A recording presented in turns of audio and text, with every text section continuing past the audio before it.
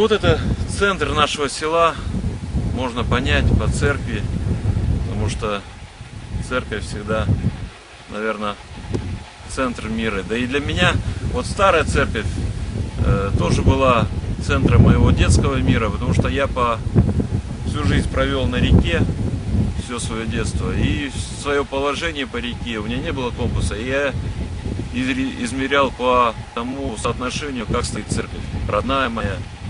Ее видно издалека с трассы Сыктывкар-Киров, где-то километров за 20. И увидел ее, значит, ты уже дома.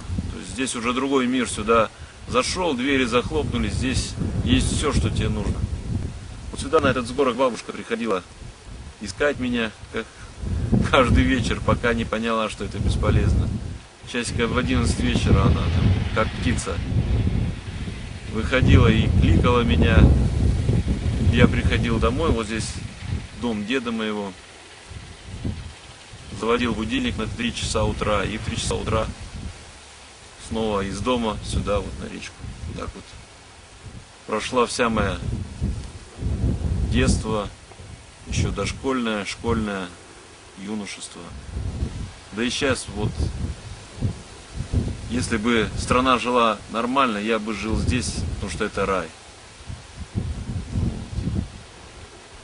Вот новая церковь. Построена в память о друге моем. Вот. Здесь уже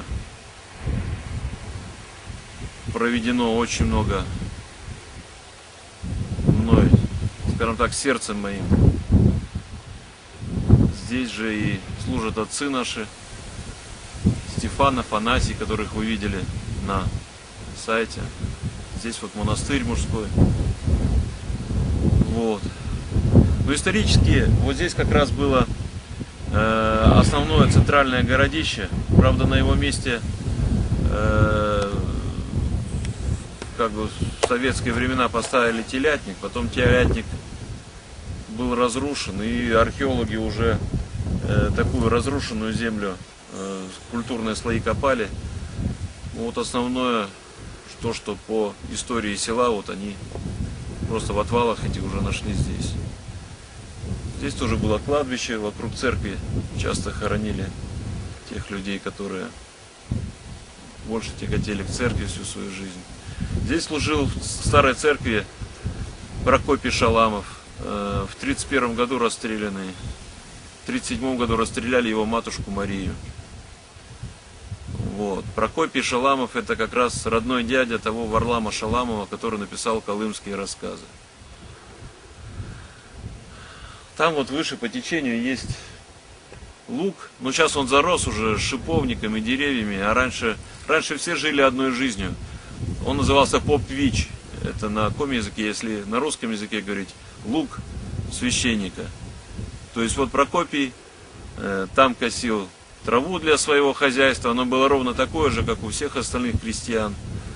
И когда река зимой замерзала, то сено уже по льду спускали сюда. Вот, все жили одной жизнью.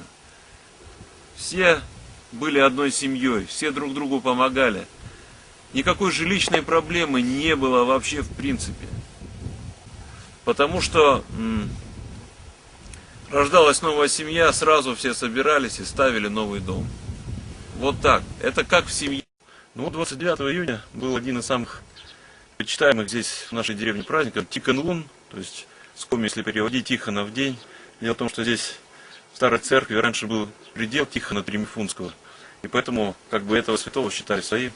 Сейчас уже сельсовет, как сказать, помня о том, что люди праздновали раньше, вот устроил здесь и, не знаю, какие-то небольшие свои инсталляции, можно сказать, современным языком, вот, обозначающие там фигурки какие-то.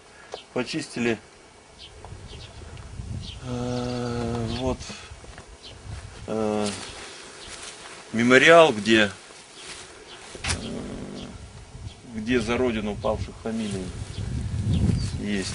Сейчас подойдем туда, а я по пути расскажу, что раньше в этот праздник Вот улица текла ручьем в два течения было. Одно в одну сторону, потому что деревня длиной 5 километров. Ну, с лишним. Вот из одного конца деревни в другой шли по одной обочине, а навстречу из того конца в это шли по другой. И так вот река с двусторонним течением была в праздник. Сейчас, конечно, этого нет, но можно сказать спасибо, что деревенские помнят о празднике, вот как-то его пытаются отметить. Вот детские рисунки здесь можно поснимать. Вот. Не знаю, кто проектировал этот памятник, но запроектировали как-то уж очень символично проткнутую звезду такую. Чем ее проткнули, я не знаю.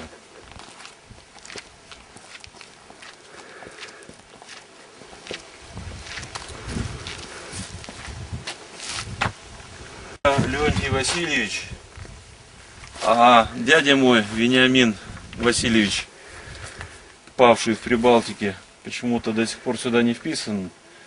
Вот. Ну вот она история всех, кто ушел из небольшого села. Вот они все, и то не все, здесь помянуты. Дед мой пришел с войны, поэтому он тоже здесь не помянут. Те, кто вернулись раненые, недолго прожили. Ну вот так сейчас живет деревня. Помнит праздники, но уже не помнит, в связи с чем они были сделаны.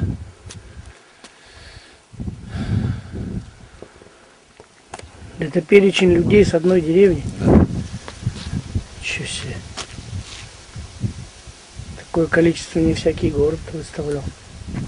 Это те, кто упал. Ну, я понял.